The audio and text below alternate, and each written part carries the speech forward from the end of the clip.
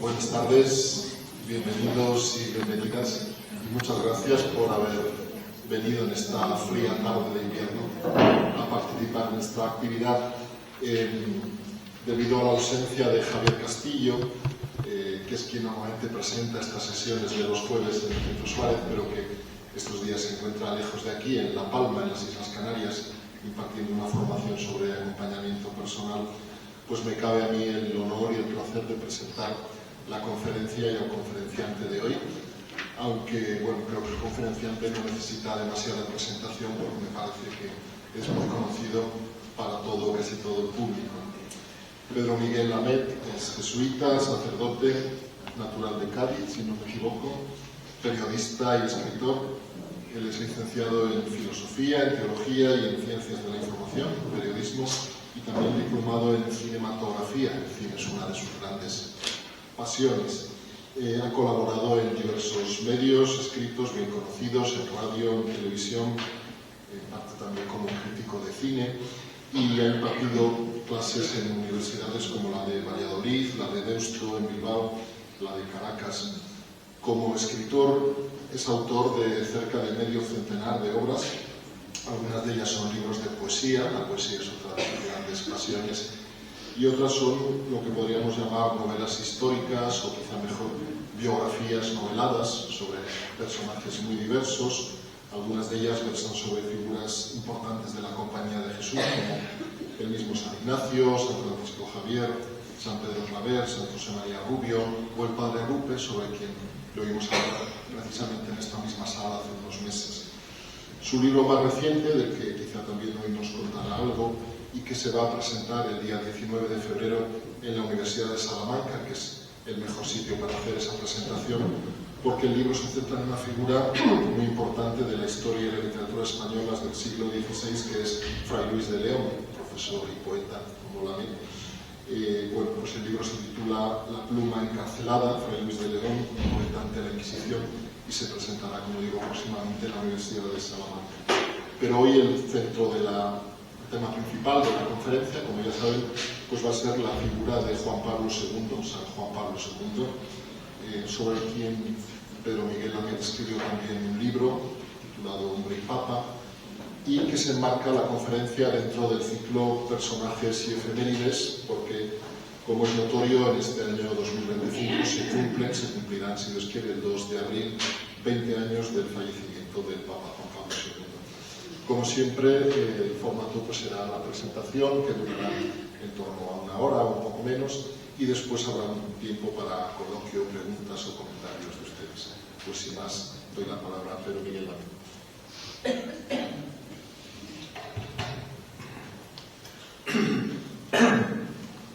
Muchas gracias, José Luis, y muchas gracias a vosotros, efectivamente, por haber venido a escuchar esta conferencia, que voy a centrar en un personaje altamente importante porque duró 27 años pontificado y por lo tanto influyó mucho en la Iglesia.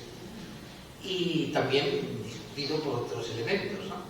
Pero que sobre todo es una vida novelística, en cuanto que su trayectoria es una trayectoria de elementos trágicos, de elementos de guerra, de soledad, de misterio, de grandes cifras, ¿no?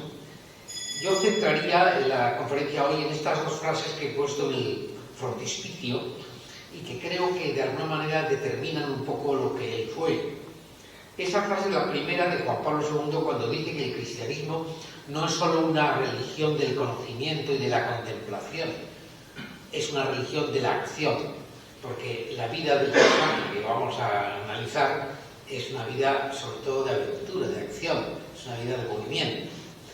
Y luego, respecto a su teología, esa otra frase que es no detrás de sí mismo con la cruz del Salvador, sino detrás del Salvador con la propia cruz. Es decir, hay espiritualidades y teologías que están basadas en la alegría, por ejemplo, en la Pascua, ¿no? La tenía, por ejemplo, el cardenal Ironio, era muy famoso por eso. Y hay otras teologías que están fundadas en el dolor, en el sufrimiento, en la cruz.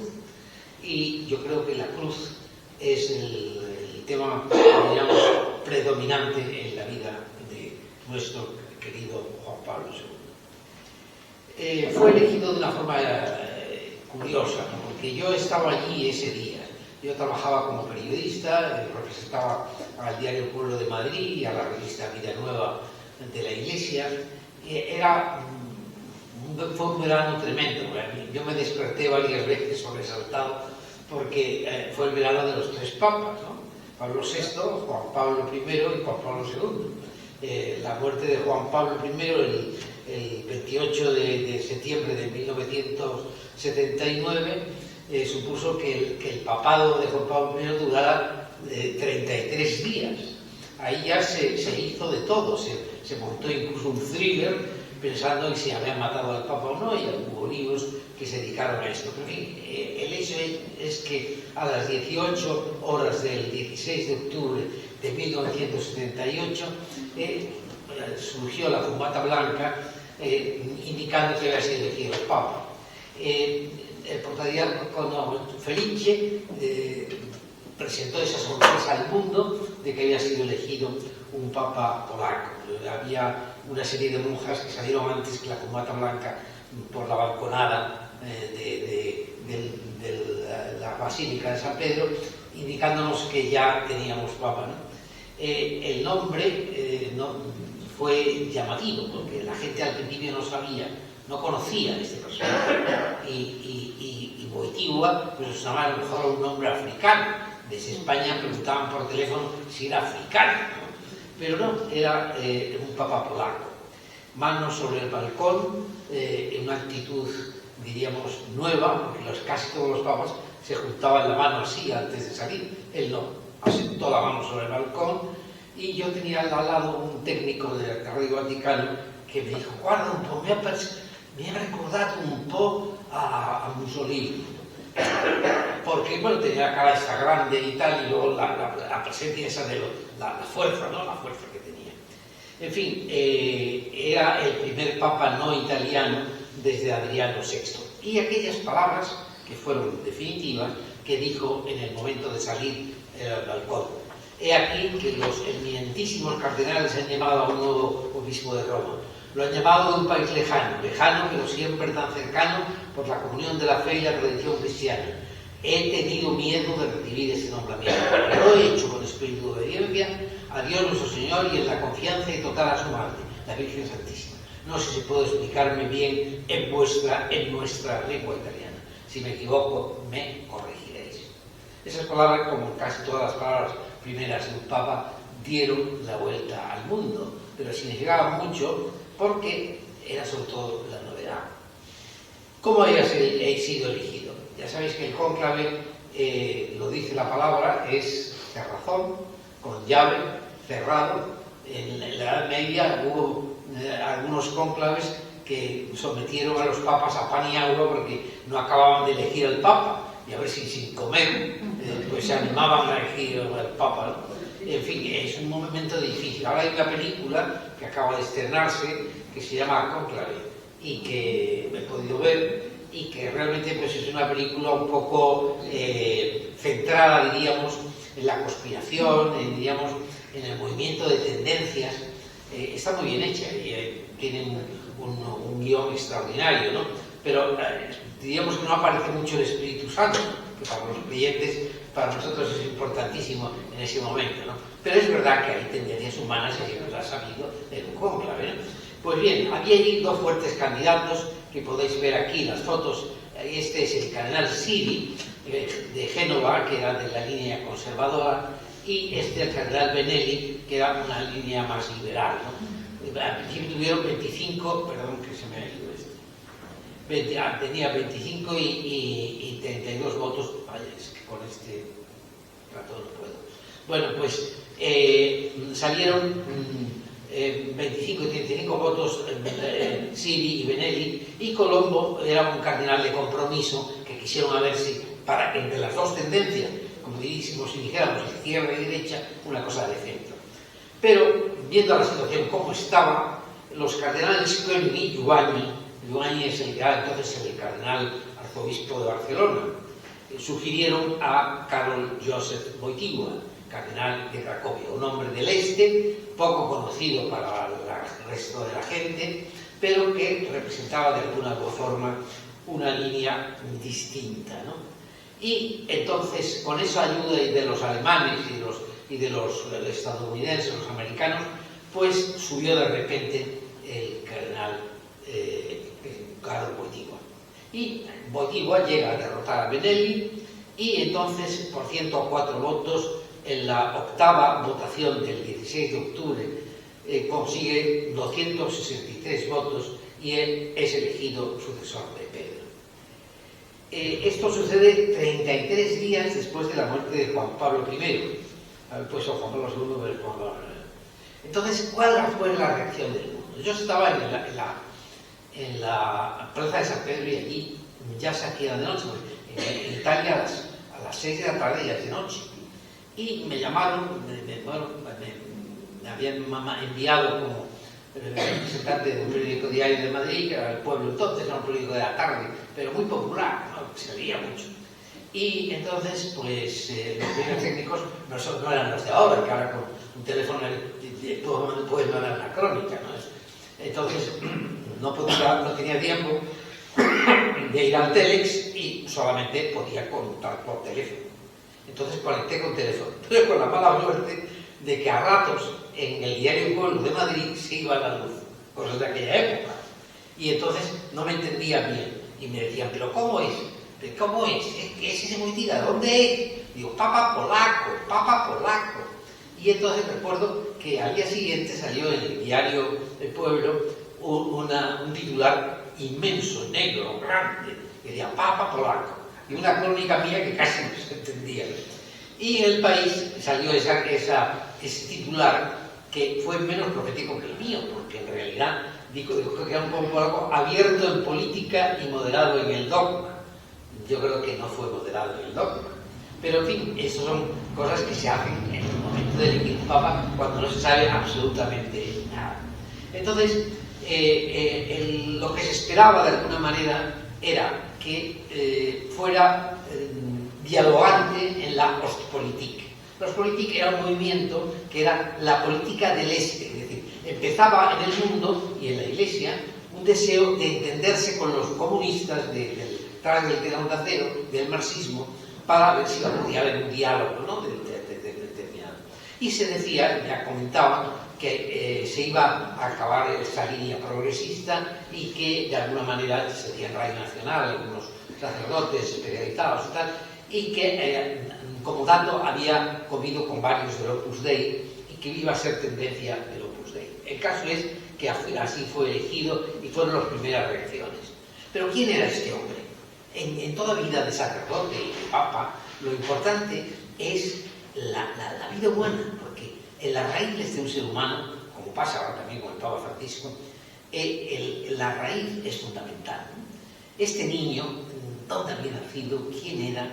¿Cómo eran sus padres? Sus padres se llamaban Emilia Kaczołowska, no sé yo cómo se dice exactamente en polaco, pero era institutriz, era maestra. Y su padre era militar, era Karol. Nació el 18 de mayo de 1920 en Wadowice. Wadowice era un pueblo pues, que es insignificante, cerca de Cracovia.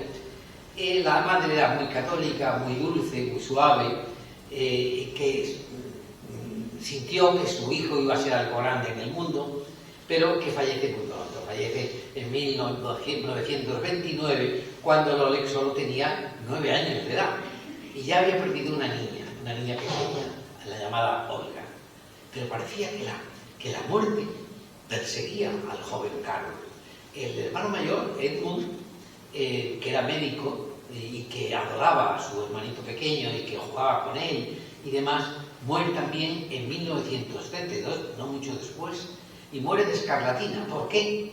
Pues porque había una epidemia de escarlatina y él se volcó. Realmente la familia de Lolek era una familia muy buena, muy católica, ¿no? Entonces el padre es llamado a Cracovia, padre muy cristiano, un hombre muy recto, es decir, un hombre muy del deber, muy de lo que hay que hacer, de lo que está mandado, de cumplir el deber como buen militar, por otra parte, ¿no? Y se produce la invasión nazi con todo lo que sabéis sobre los judíos y todo lo que sucedió en aquel mundo de Polonia. En ese trayecto, cuando está estudiando en la Universidad Jagiellonica y muere en 1941 el padre, y él se lo encuentra muerto, ¿no? Y se pasa toda la noche, este joven, ya es joven universitario, se pasa toda la noche de rodillas velando a su padre, ¿no? Es la presencia de la muerte y del dolor van a ser clave en ese hombre, ¿no? Entonces, él se dedica al teatro rapsódico. ¿Qué es el teatro rapsódico? Durante la ocupación de los nazis no había forma de ir en contra del nazismo y de la ocupación, ¿no? Y se hacía, como se suele hacer, por ejemplo, en tiempos de Franco aquí, que estaba la codorniz, o que estaban una serie de elementos para meterse con Franco sin hacerlo directamente, ¿no? Pues entonces allí había este teatro, que era un teatro simbólicamente se metía con los nazis, ¿no? Y en ese teatro él era muy buen actor, tenía cualidades de actor, y esto lo vamos a notar también en toda su trayectoria como papa. Era un actor extraordinario. Y entonces, pues, se dedica a eso, pero al mismo tiempo se cierra la universidad y entonces tiene que dedicarse al trabajo. Él trabaja como obrero. Esto es otro elemento del papa, el que es obrero en su juventud, obrero en una cantera, llevaba una carretilla con piedras, es decir, realmente eso lo va a marcar. Y luego trabaja también en una fábrica química, la de Solvay, porque si no trabajaba, lo deportaban. Y entonces él vive pues fichado, tuvo también una experiencia muy fuerte con su padre, porque hubo un momento en que decidieron escapar, como otros muchos cracovianos, escapar con esas, diríamos, escapadas, huidas, con los enseres y todo esto. Pero al cabo de un tiempo el padre no podía más y se volvieron, afortunadamente, ¿no? Al mismo tiempo es un chico con éxito, un chico guapo, que tiene éxito con las chicas, que es atlético, que en ese momento no es especialmente piadoso y que le llega, me parece que un camión estuvo a punto de cogerle y le dio un golpetazo, pero se salvó en ese tiempo. En ese tiempo dice él aquella frase: nunca me he encontrado tan solo, después de la muerte de su madre, de su hermano, de su padre. Y todo eso va a influir de una forma clave en su vida. Yo voy ahora a leeros un poema que escribió cuando tenía 19 años y que yo creo que explica mucho de lo que va a ser su devoción a la Virgen y su fijación en el tema de la mujer. Sobre tu blanca tumba, blancas flores llenas de vida. Oh, cuántos años ya se han ido sin ti. Cuántos años, oh madre, mi extinguida amada, para un hijo todo amor, solo una plegaria, reposo eterno. O sea, estaba marcado por la muerte de la madre, y eso lo va a durar toda la vida y va a sublimarse en su devoción a la Virgen María. Entramos en la época de su formación. Como veis en las fotos, era un chico guapo, atractivo, fuerte, ¿no? Y en esa época, en los años 40, 1940, sufre un influjo, o recibe el influjo, de lo que se llama el sastre místico. Este es un personaje extraño, que se llamaba Jan Tyranowski, y que fue el que le dio a leer San Juan de la Cruz. Algunos lo consideran un visionario, un profeta obsesionado por la Gran Polonia. La idea de Polonia como país, como Estado, estaba unida a la Iglesia, estaba unida a la fe, ¿no? En aquella época a Karol le gustaba ir a Kalvaria Cebridowska, que es un centro de peregrinación de la Pasión y un santuario mariano. En aquella época, incluso ya de niño, le llamó la atención una vez que fueron a este Calvaria y se encontraron con que Jesucristo estaba bebiendo cerveza. Ahora, el actor que era Jesucristo estaba bebiendo cerveza, y aquello de niño le impactó mucho. Bueno, en 1943 entra de seminarista y escapa a una redada de obreros polacos gracias a su conocimiento de idiomas. Porque desde joven tenía una afición tremenda de idiomas, llegó a hablar 15 idiomas, y algunos a la perfección. O sea, no ha habido un papa más políglota que Juan Pablo II. Pues en aquel momento murieron más de 6 millones de polacos, 3.644 sacerdotes fueron fusilados o exterminados, en fin, 3.000 judíos sufrieron los campos de concentración. Entonces él se dedicó a trabajar en un movimiento que polaco se llamaba Unia, vivió muy seriamente todo eso que él llamaba la orfandad. En fin, 6 meses se pasan en los sótanos del arzobispado sin ver el sol para estudiar en seminario, porque claro, todo eso estaba prohibido en el tiempo de los nazis. En fin, el 1 de noviembre de 1946 es ordenado sacerdote, que va a ser el centro de su vida. En aquella época aparecen una mujer y posteriormente va a aparecer después, ya cuando es más mayor, 2 mujeres. Nos preguntamos el significado del amor de estas mujeres en la vida del futuro Papa. Tenemos que tener en cuenta una cosa. Como he dicho, la figura de Juan Pablo II es muy varonil y por lo tanto muy atractiva para las mujeres. Yo recuerdo las mujeres cómo le impactaba este Papa desde el punto de vista físico, simplemente físico, porque nunca ha habido un Papa tan varonil.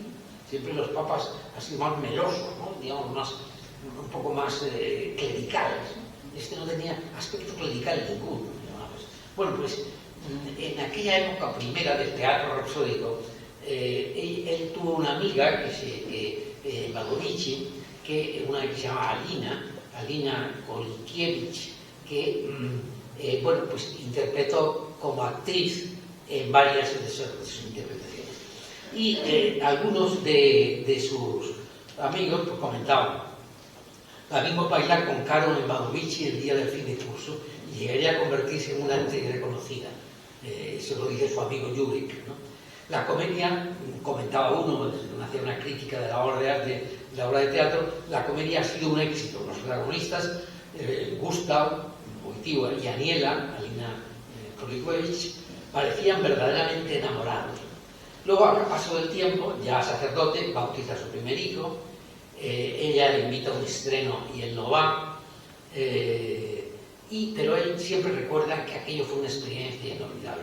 Hubo un franciscano que le abrió de los pecados de juventud del Papa y tal, y el Papa eso lo negó rotundamente. Dijo que no había tenido ninguna relación de tipo sexual con ella y que eso, los jóvenes, en el fondo, lo que buscan siempre es la belleza que el amor. También aquella época no es la nuestra. En las relaciones de noviazgo no necesariamente había relaciones sexuales. Uno a esta mujer con otra mujer que aparece después en las fotos posteriores y que aparece, es publicada su correspondencia en 2016, por tanto después de la muerte del Papa. Y se trata de las cartas de amistad durante 32 años con una filósofa polaca estadounidense llamada Anna Teresa Tyminiecka, que inició antes de convertirse en pontífice. Escribieron juntos un libro de filosofía muy difícil de leer que se llama Persona y Acción. Es decir, realmente arriba, en la foto de arriba la veis a esta señora esquiando con el Papa. Realmente él iba a casa con el marido de ella y todo, ¿no? Porque trabajaban juntos, ¿no?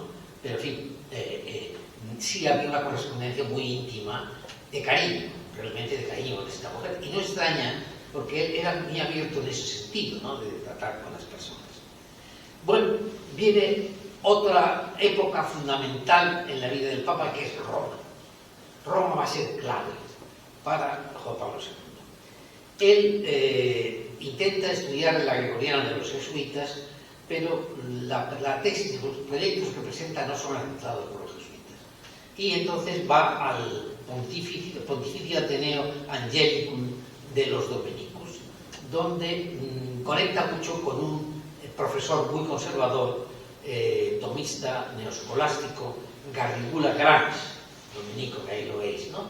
Este hombre le dirige una tesis doctoral sobre la fe en San Juan de la Cruz, que realmente presenta a San Juan de la Cruz más que como místico, como desde el punto de vista, digamos, teológico conservador, ¿no? Allí aprendí español y lo aprendí maravillosamente.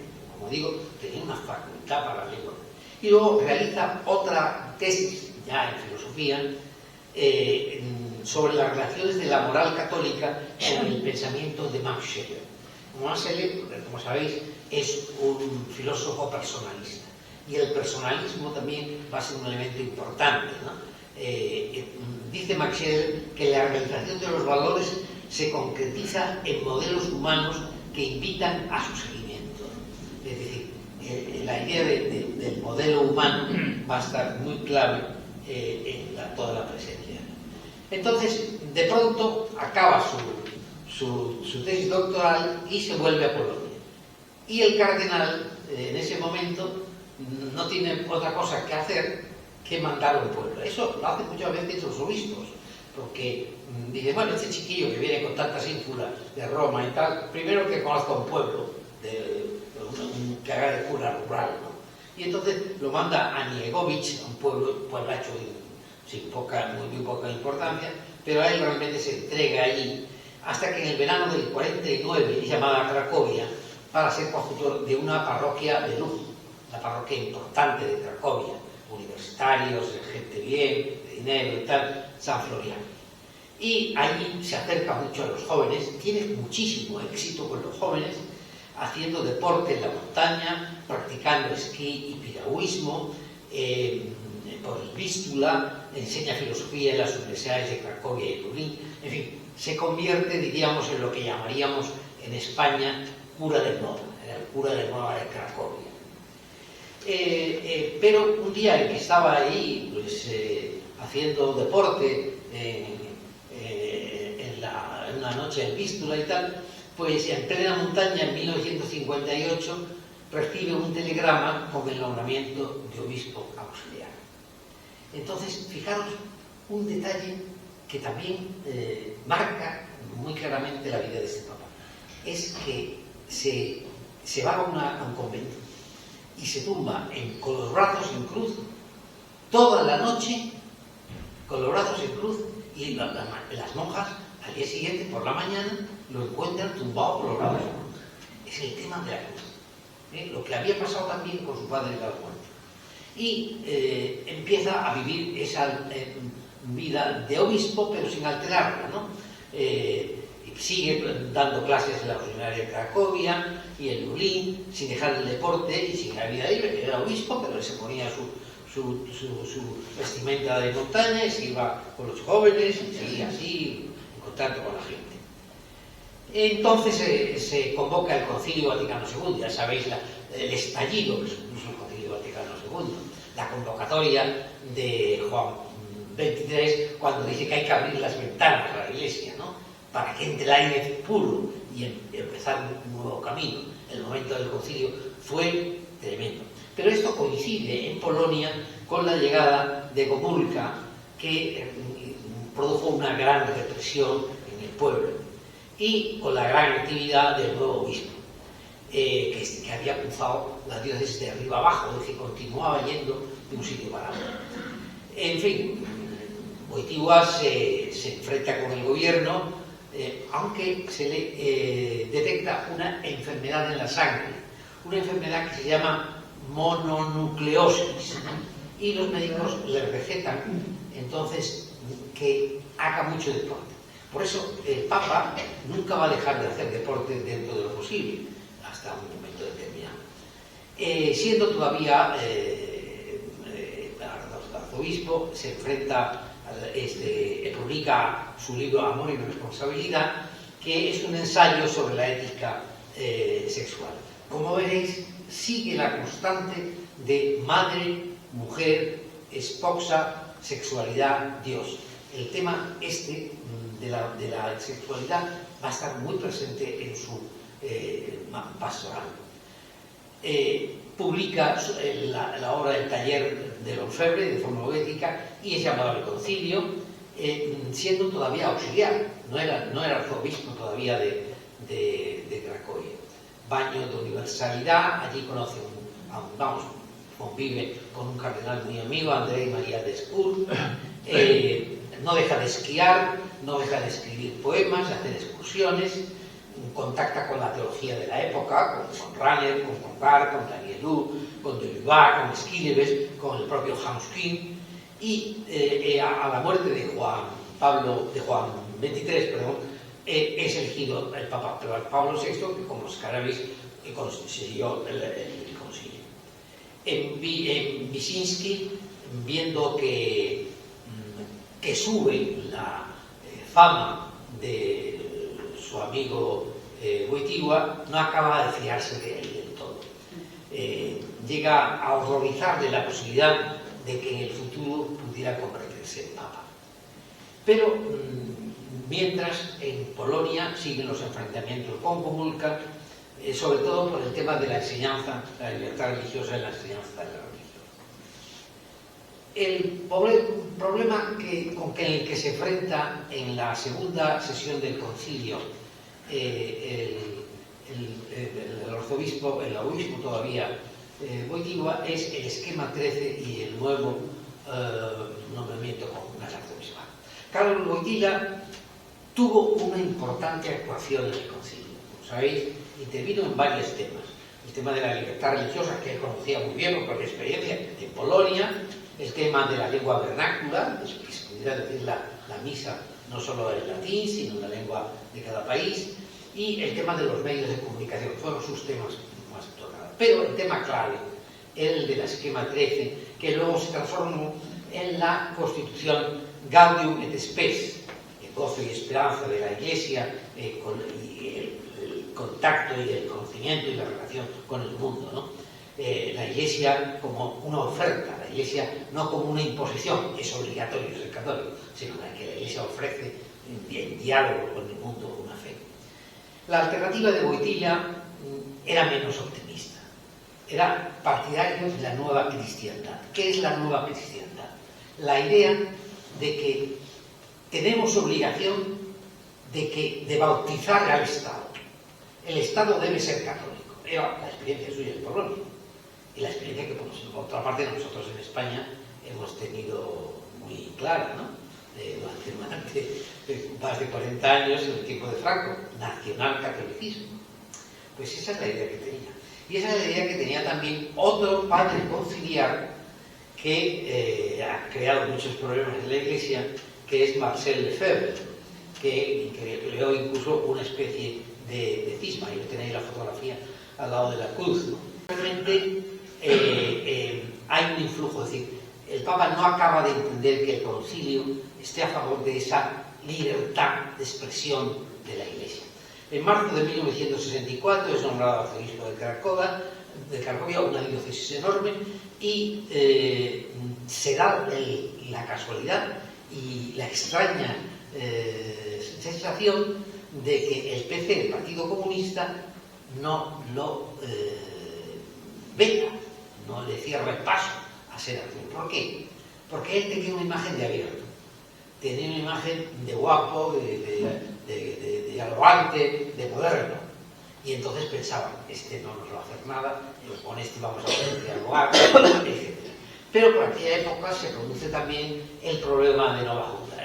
Nova Huta era un barrio que yo he visitado inmenso, pero un barrio obrero, nuevo, creado por el Partido Comunista.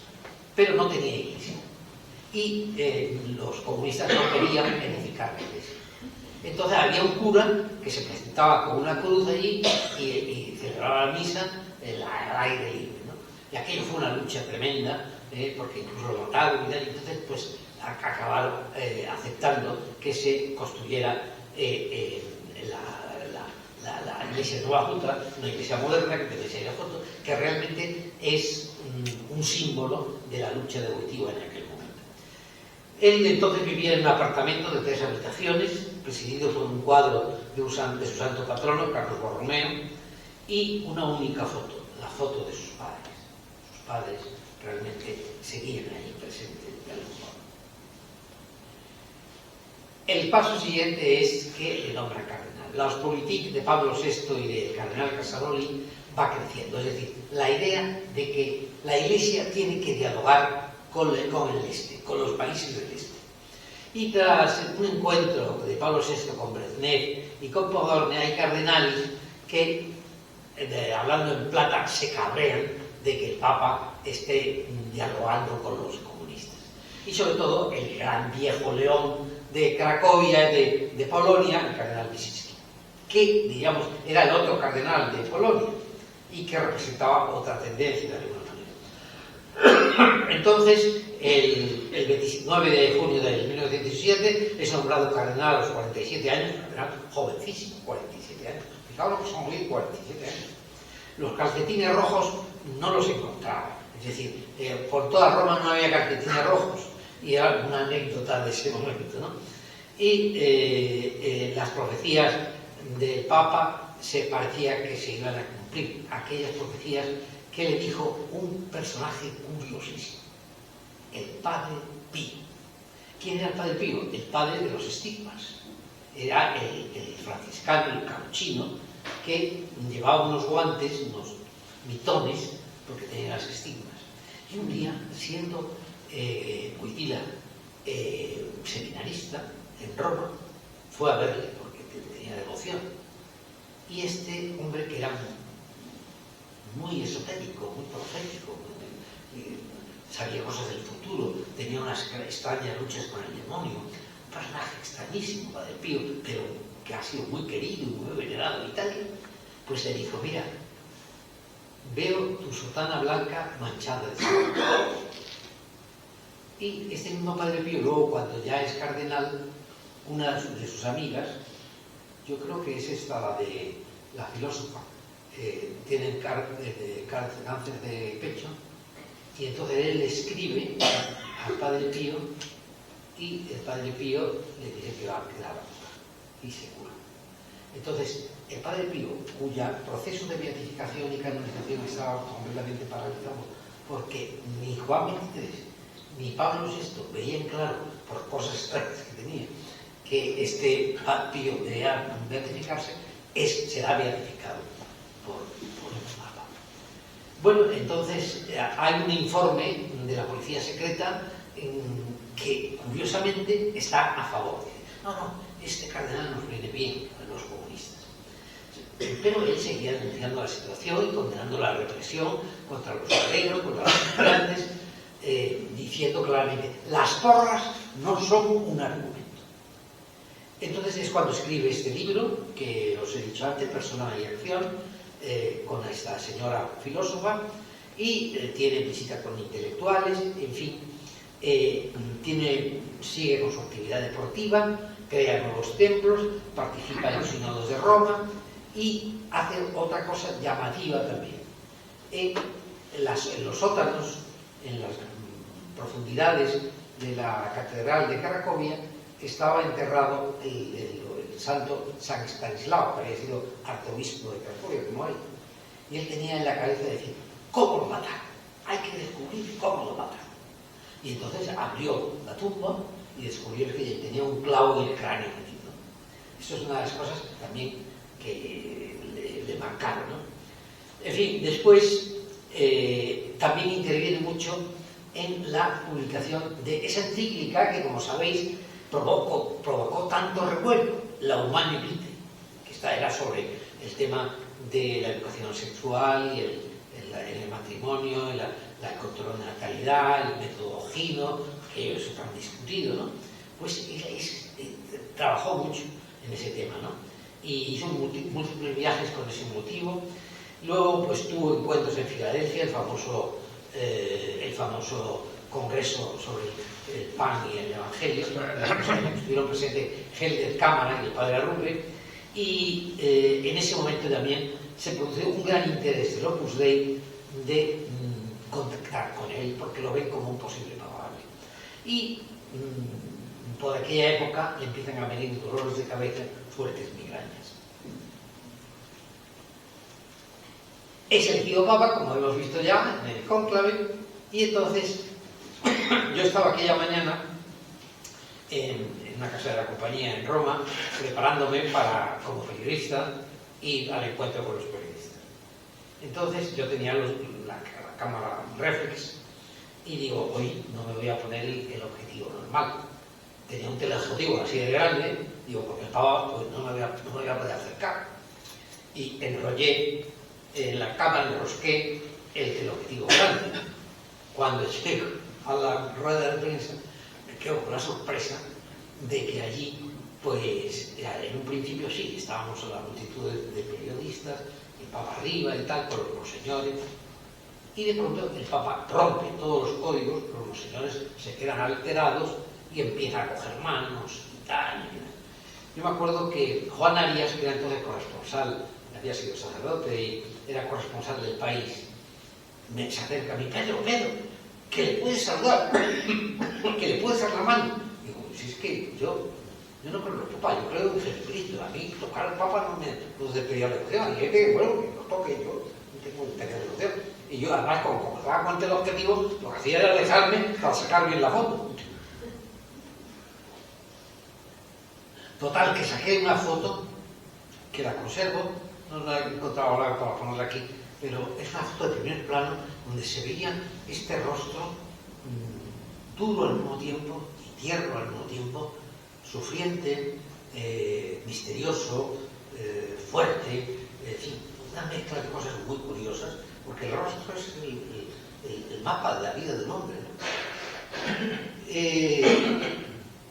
Su amigo de School llega a decir de él, para mí estaba muy claro que en el fondo de su pensamiento, su corazón y su alma, Wojtyła sabía que sería papa. Joven extranjero, fuerte, duradero. Y todos pensaban, puede limpiar el banco ambrosiano. El banco ambrosiano era el influjo de la PNUE, de la masonería, en la economía de la Iglesia, un problema muy serio. Bueno, ¿cuál es el estilo del nuevo papa? Brevemente, estamos a 20 minutos, vamos a ir rápidamente. El cambio de lenguaje pontificio, que se ha el Papa de los más media, la conexión directa con sus cualidades de actor, los presupuestos filosóficos teológicos de un hombre tomista con la idea de la cruz, esa doble estrategia de hacia adentro y hacia afuera.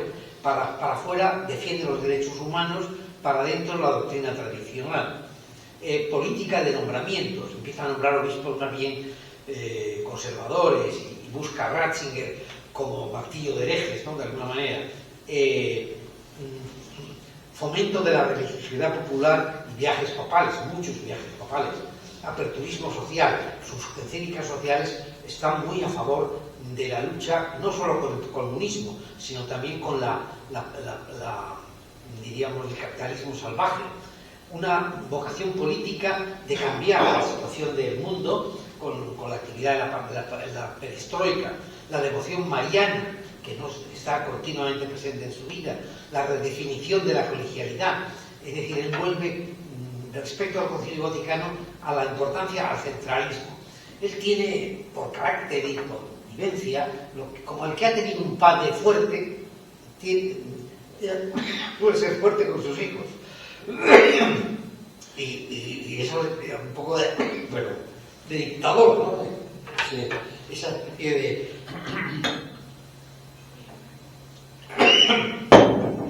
Voy hablando tan deprisa.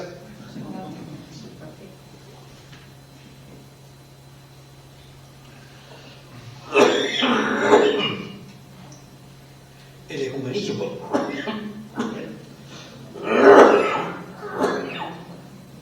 Que se hizo muy presente, por ejemplo, en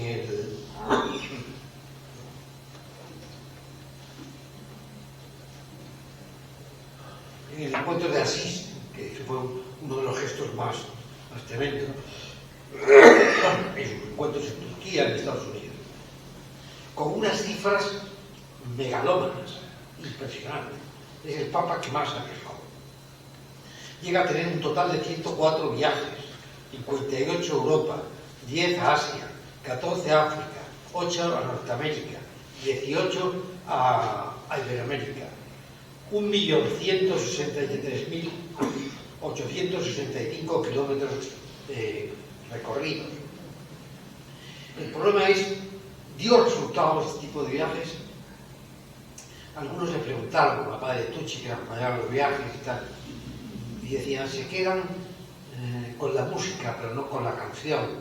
Aplauden al cantor, pero se quedan realmente con la letra de la canción.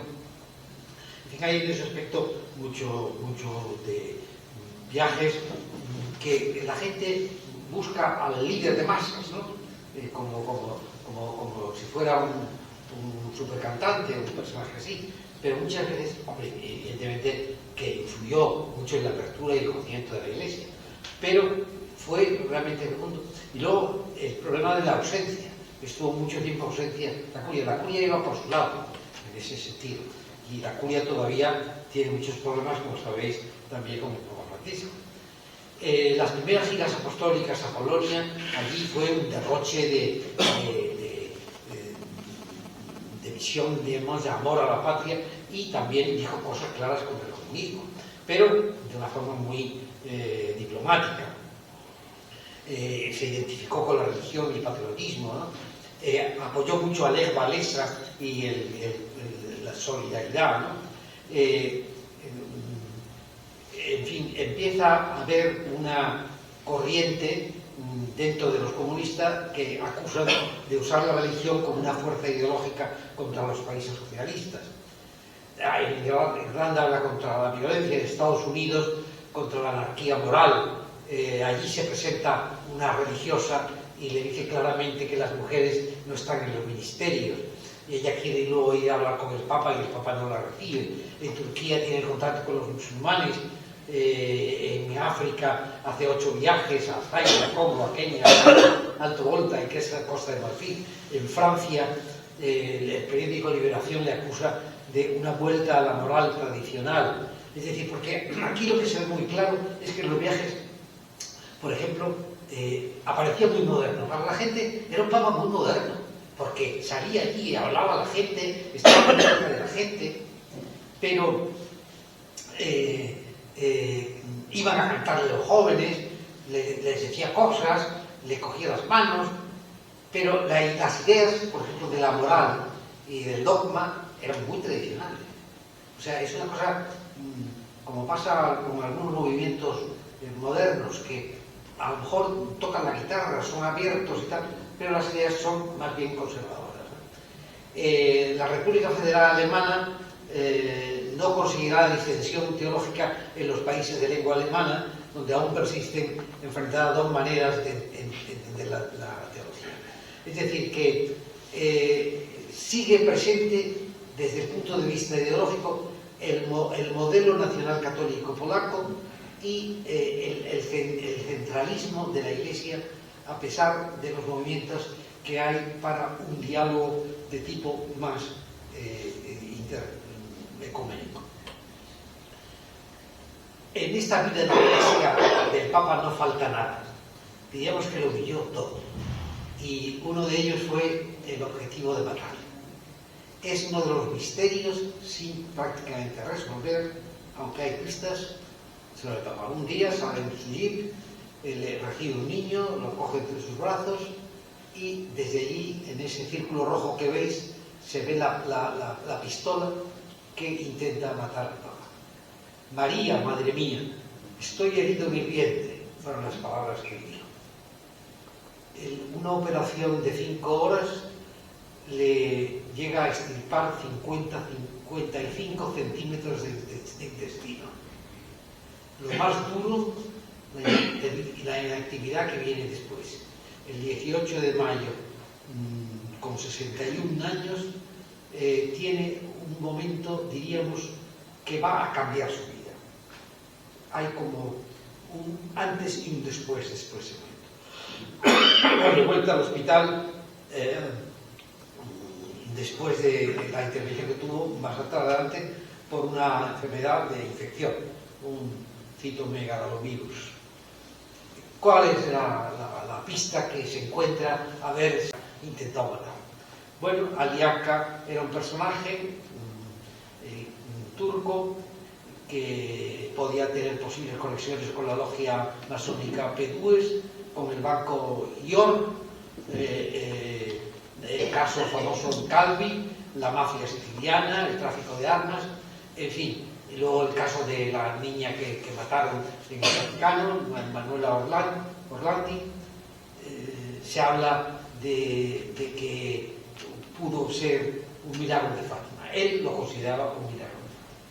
Que el mismo día de la Virgen de Fátima no le mataran su devoción a la Virgen, él lo consideraba.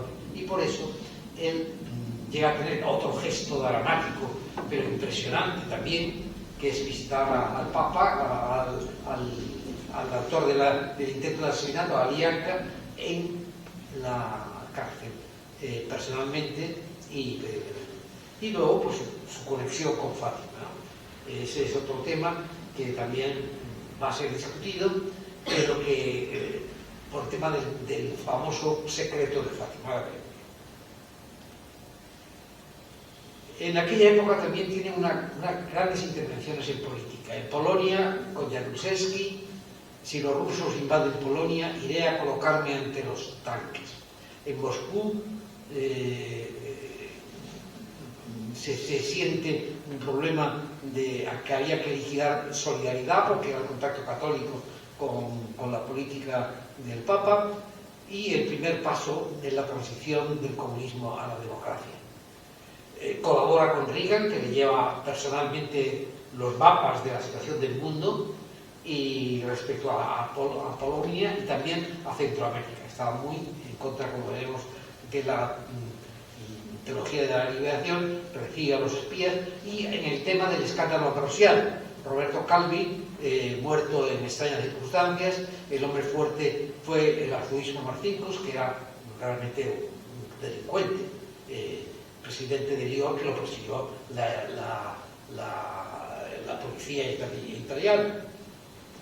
El otro problema con que se encuentra es lo que hemos llamado la rebelión de los teólogos, ¿no? Después del atentado, él empieza a preocuparse mucho del gobierno hacia adentro y nombra a Ratzinger para la doctrina de la fe, y se opone especialmente a Hanskin, que había sido la otra cara de la filosofía europea.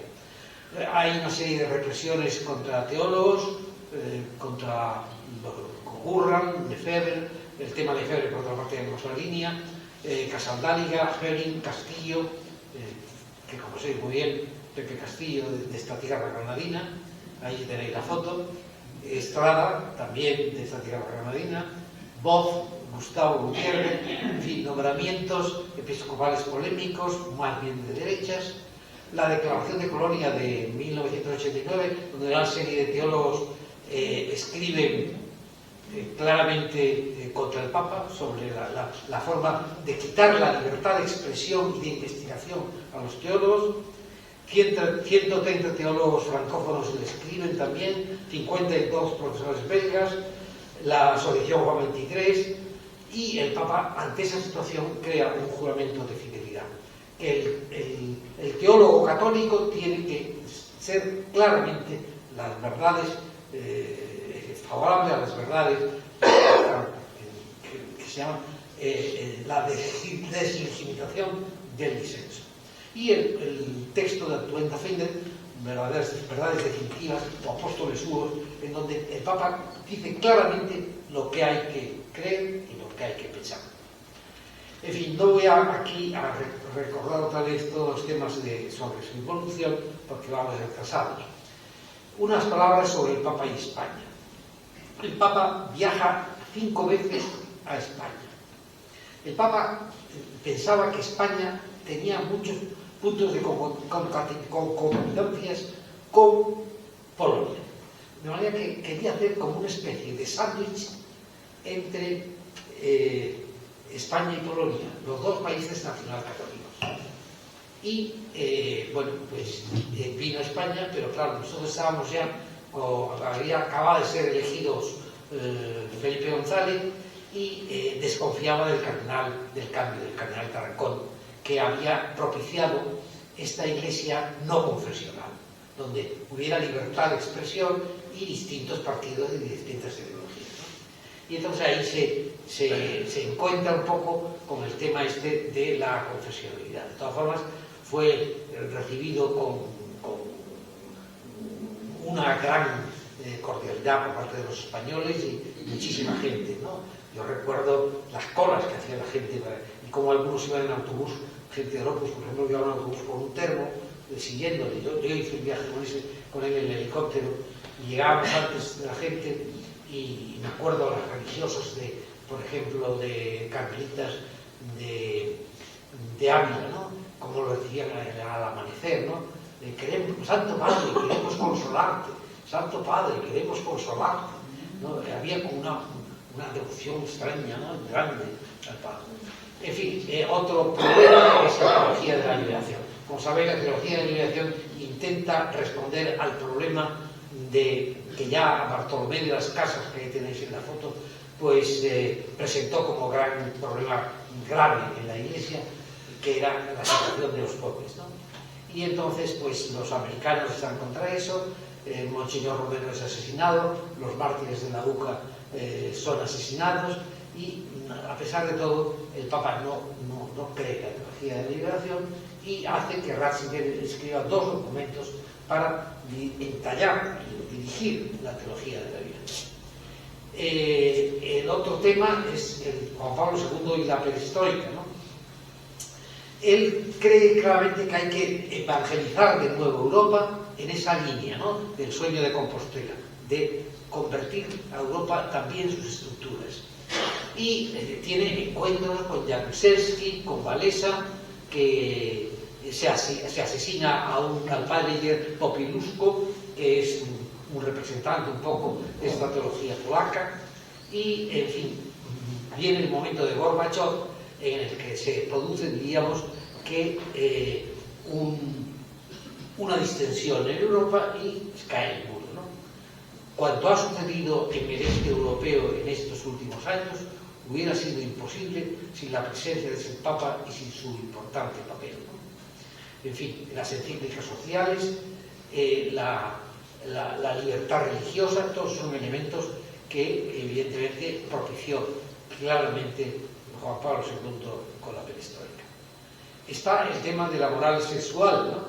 Ya hemos visto los precedentes de su madre, actúa con Hering, con un teólogo de la moral, de teología moral muy importante, haciéndole la vida imposible, con Marciano Vidal, otro teólogo español que tampoco cree en una teología moral estricta, sino en una moral de actitudes más que una moral de actos concretos. En fin, emplea una cruzada clara con sus documentos en pro de reprimir claramente la homosexualidad y el control de la natalidad, la masturbación, la reproducción asistida y el aborto y todo esto, ¿no? Él vive muy claramente todo eso porque lo tenía muy cerca, ¿no? El feminismo cristiano, no a la ordenación de mujeres, pero sí que la mujer tenga una cierta presencia en la Iglesia, y todo concretado en esa mirada de niño a la Virgen. Te doy gracias, mujer madre, mujer esposa, mujer hija, mujer hermana, mujer trabajadora, mujer consagrada. Y luego está el otro tema de los religiosos y los no cumplimientos. En la conferencia anterior que di aquí expliqué todo el problema que tuvo el padre Arrupe y los jesuitas cuando actuó de una forma, pues, como un golpe de mano en la Compañía de Jesús, cómo fomentó a la Madre Maravillas, que era la corriente ultraconservadora de Santa Teresa respecto a las carmelitas descalzas, la actitud ante la religiosa en el sínodo, la importancia al Opus Dei, a la que va de alguna manera propiciar la beatificación y canonización luego de Monseñor Escrivá, su acercamiento a nuevos movimientos que ahora están muy examinados por el Papa actual, especialmente el tema de los narcomantumenales y especialmente el tema de los legionarios de Cristo y del padre Massiel, que como sabéis ha sido descubierto como un auténtico depredador en lo sexual, en lo económico, en todos los términos. Es un verdadero monstruo, era un monstruo. Y él lo abrazó y quizá lo conocía todo, pero es un tema tremendo. En fin, resumiendo los caracteres de secta de Argumental. Luego él vive mucho la fascinación del 2000, ese año importante que él cree que, como milenarista que va a ser un nuevo mundo, una nueva visión de la Iglesia y de la sociedad, pero coincide con su declive físico. Tiene un tumor precancerígeno en el colon, una vesiculabilidad estropeada, fuerzas muy débiles para acudir al quinto centenario de América, le ponen una prótesis en la cabeza del fémur, pero en fin, hace golpes importantes como es la reivindicación de Galileo, la restauración de la Sixtina, encíclicas como Don y Misterio, en fin, en un momento en que Leonardo Bosch, por ejemplo, ve la Iglesia como muy dividida, él prepara la sucesión, visita Cuba, el Padre Pío, y lo beatifica el Padre Pío, va a Tierra Santa, sube a los altares a Juan XXIII y Pío IX. En fin, hasta el último suspiro lo vemos en la ventana. Yo cuando estaba escribiendo mi biografía, una biografía de 600 páginas, me llamaba la atención porque yo mandaba folios a la imprenta y veía que el Papa salía a la ventana una y otra vez. Era un espectáculo de dolor. Yo creo que la conciencia de Marte, de su predecesor, San Estanislao, la tenía también presente y estaba continuamente saliendo, ¿no? Y allí pues realmente se ven los momentos de esa oración, ¿no? Ayúdame, tengo que llegar hasta el final, ¿no? Esa visión realmente de déjame ir a la casa de mi padre, ¿no? Hasta los 84 años y 11 meses en que por fin muere de septicemia y un colapso cardiopulmonar irreversible agravado por su enfermedad de Parkinson. Por cierto, todas estas enfermedades, cuando los periodistas escribíamos de ellas, el Vaticano las negaba, ¿no? Que era una cosa absurda. Hoy día parece que cuando el Papa está enfermo se cuenta, ¿no? Y no hay problema de eso, ¿no? El proceso de canonización empieza y se llega a realizar con el Papa Francisco el 27 de abril de 2014 junto a Juan XXIII. El proceso más corto de la historia moderna de la Iglesia Católica. El 1 de mayo de 2011 curó a Sor María Simón, quien aseguró haber sido curada de la enfermedad del Parkinson. Terminando, balance. El hombre, Papa polaco, marcado por invasiones, lucha, nacionalismo y orfandad. Es decir, ese es el hombre, con soledad y muerte en su vida, ternura de madre, deber ser de padre, trabajador de cantera, dictadura, deporte, formación purista. Vive dictaduras en su juventud infame. Poeta eslavo, más épico que lírico, con dolor, con drama, con trascendencia, sin fisuras, de una pieza, no tiene fisuras. Es como las tablas del Sinaí, como el sermón del monte, como el Gólgota. Es un hombre de cruz. Y al fondo de todo ello, María Santísima. La Virgen como fondo de todo ello. El Papa, magno, de grandes cifras. Papa cercano a formas tradicionales, formas modernas y tradicionales en el fondo. Actor, viajero, comunicativo. El padre Sorge decía de él que sus viajes eran como lluvia de verano, inflexible en la moral sexual, abierto en doctrinas sociales, defensor de los derechos humanos, interviene en política, la perestroika, el conflicto de Chile y Argentina, solidaridad, reprime la libertad teológica y de expresión en la Iglesia, revisa el concilio, no cree del todo en el Concilio Vaticano II, uniforme en todo más que propiciativo de la religión o teología en cada país. Es la unidad. Y el catecismo de la Iglesia Católica que publica es el símbolo de esa unidad, todos por igual. Y fomenta los nuevos movimientos, no entiende la vida religiosa activa, no entendía la Compañía de Jesús, porque su formación había sido carmelitana, en el sentido de contemplativa. Y canoniza más santos que nadie.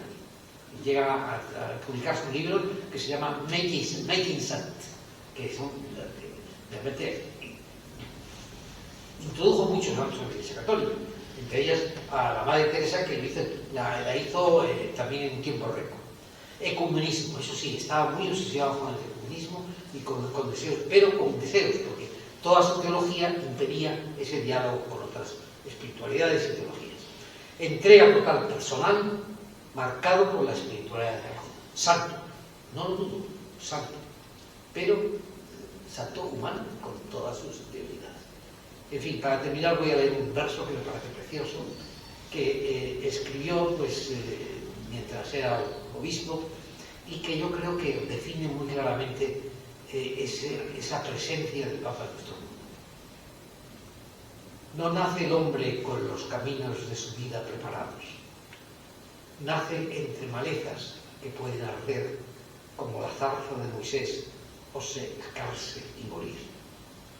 Hay que desbrozar el camino sin descanso. Acecha la maleza gastar la vida en allanar collados y enderezar las sendas con la sencilla plenitud de cada instante, porque cada momento se abre a la totalidad del tiempo, se trasciende a sí mismo y esconde en su seno simiente de eternidad. Caro Urigua, en realidad, cada momento para cada hombre. La Iglesia está llevada adelante por hombres, con sus defectos y con sus virtudes. Detrás está el Espíritu Santo. Yo no dudo que estos 27 años largos de pontificado hayan madurado la Iglesia, no se han preparado lo que ha venido después. El Papa Ratzinger y el Papa Francisco. Por todo ello demos gracias a Dios. Y vivamos sobre todo, no en la fe en los papas, ni en la fe en los sacerdotes, ni en la fe en las religiosas o religiosos, sino la fe en Jesucristo. De él nos fiamos. Muchas gracias.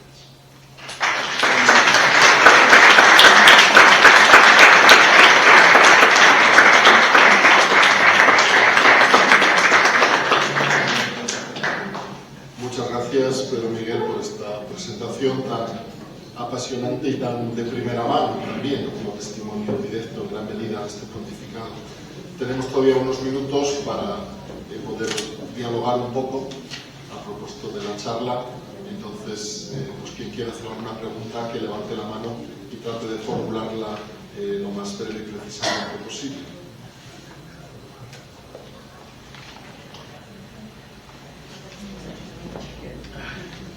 Ha hecho mención, bueno, felicitar por la exposición, porque ha estado muy bien.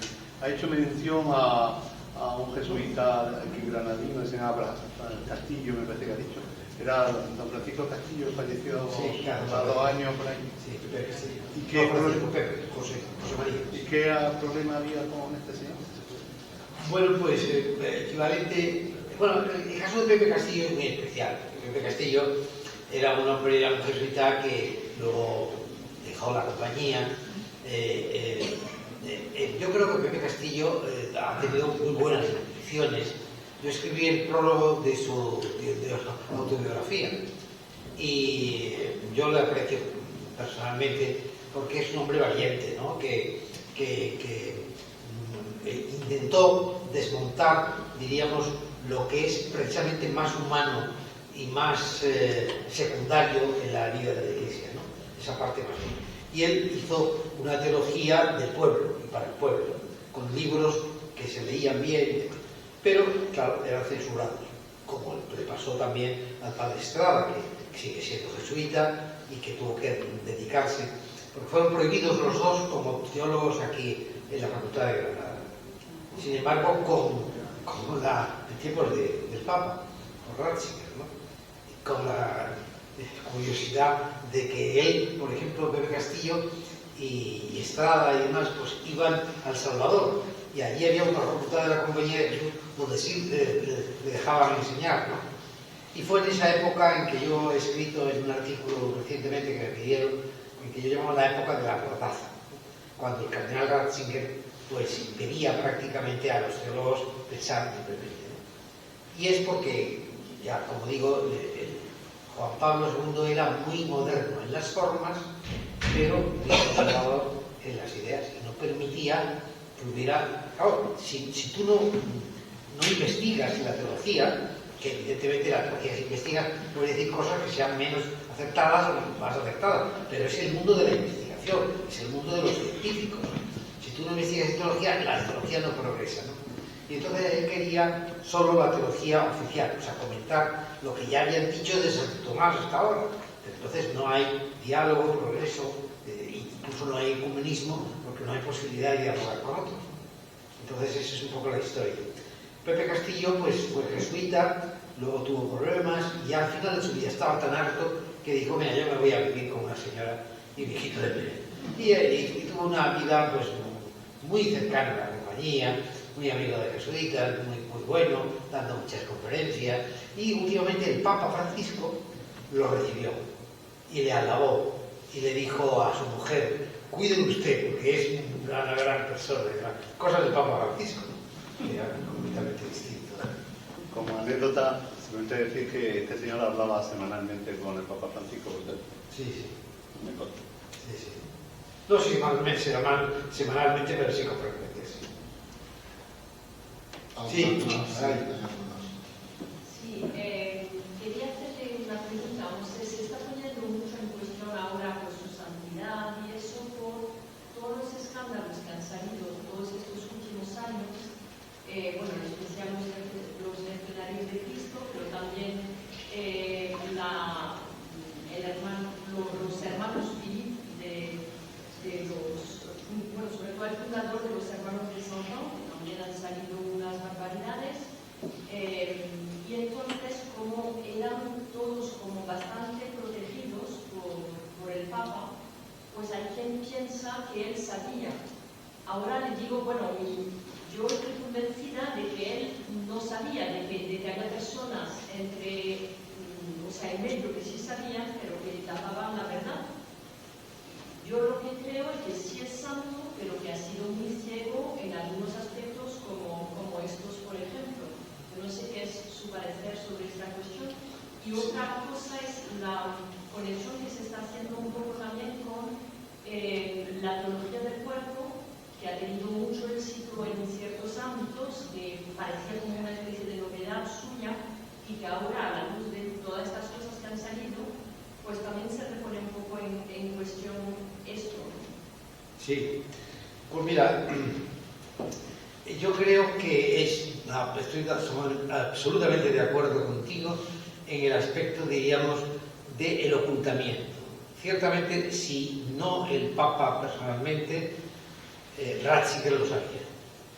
Ratzinger tenía... Yo creo que además la dimensión del Papa Ratzinger, la dimisión del Papa Ratzinger es evidentemente un tema que respondía a un dossier inmenso que tenía sobre la mesa con casos de esto.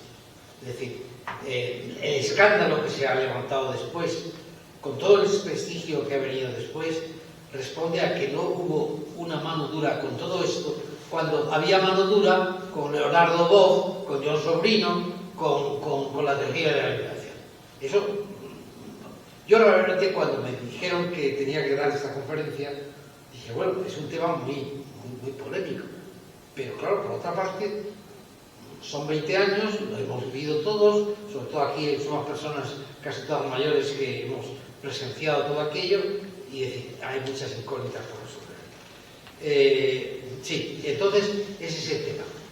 Yo te diría una cosa, es decir, posiblemente en la mentalidad polaca del Papa había esta doble dimensión. Decía, hay estos problemas, pero el valor, él decía, los legionarios de Cristo, el Opus Dei todos los movimientos, los Comunión y Liberación, los Focolarini, todos esos movimientos que surgieron en ese momento son como los nuevos jesuitas, es decir, son como los nuevos religiosos. Estos son los que nos van a ayudar ahora porque están metidos en la sociedad. Y se equivocó porque, no en todos, pero en muchos de estos movimientos ha habido un gran problema. Y todavía hay algunos otros que no has nombrado, que están examinados por el Papa, que yo sé que hay jesuitas que los están estudiando porque se lo ha encargado el Papa, porque tienen unos problemas internos tremendos, ¿no? Y ahí estamos. Pero Sí. me llama la atención lo que dice porque Benedicto XVI parece que justo nada más ser Papa, parece que ya ha sacado enseguida lo que estaba intentando decir y que el Papa Juan Pablo II no quería oír sobre estos movimientos en particular. O sea, que nada más ser Papa ha sacado a la luz. Pero no mucho, porque realmente el momento decisivo respecto, por ejemplo, a la pederastia, lo abre Francisco. Bueno, Había algo, tanto, sí. Había algo, sí. Pero yo creo que todo eso le agobiaba mucho. Y por eso dejó de ser Papa. ¿Tú querías preguntar? Sí. Sí, el problema con la teología de la liberación no es un problema de represión o de disconformidad ideológica, es un problema de asesinato. Y asesinato en masa a la población latinoamericana con un mínimo de rebeldía frente al imperialismo norteamericano.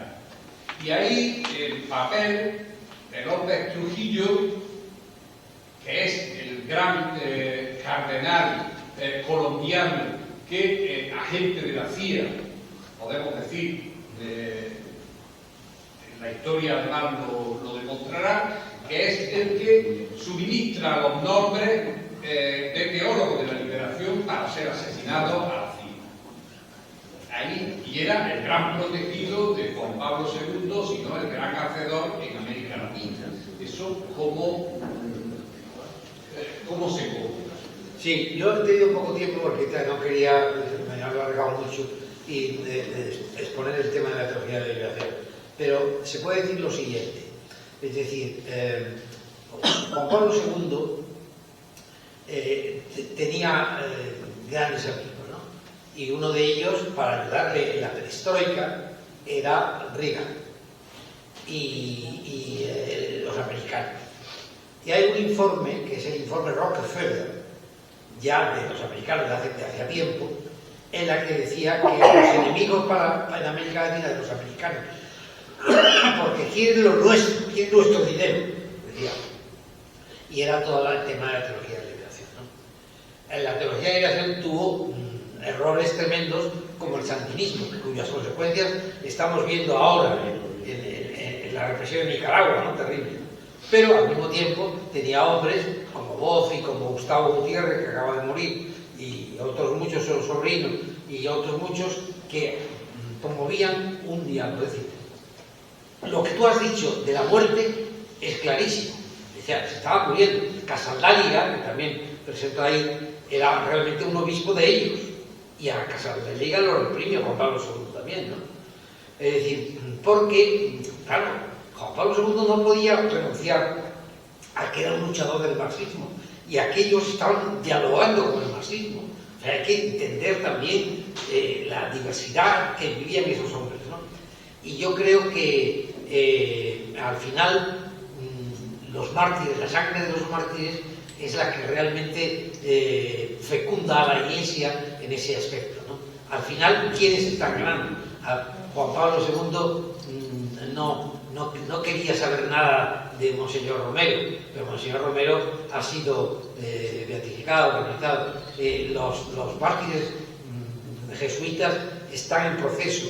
En fin, Rutilio Grande, que fue otro mártir jesuita de ese tema, también es santo. En fin, realmente hay un proceso de reivindicación de todo eso que la historia le está dando. La historia también debe comprender que era un papa venido del este y que en ese aspecto respecto a lo que hay en América Latina, no podía ser como Arrupe, que era un hombre de Loante y que veía las grandes posibilidades de dialogar con todo el mundo, ¿no? Y que quería que la compañía estuviera en esa frontera, como explicamos cuando dedicamos aquí la conferencia al padre Arrupe, ¿no? El otro día. Pero es así la situación. Y somos humanos pero en fin, yo creo que sí, que la historia al final dará la razón a la que tiene que dar. Como ha estado el caso de Maciel. O sea, que el Papa abrazara a Maciel es una cosa indignante, porque Maciel es un depredador demostrado con todos los datos, con mujeres, con niños, con dinero, con falacias, con bancos, de todo lo malo que se pueda pensar. Era el fundador de los legionarios de Cristo. ¿Alguna cosa más? Bueno, quedaos con el buen sabor de boca de que Dios camina en medio de nuestras debilidades, ¿no? Y que recibimos muchísimo también de nosotros.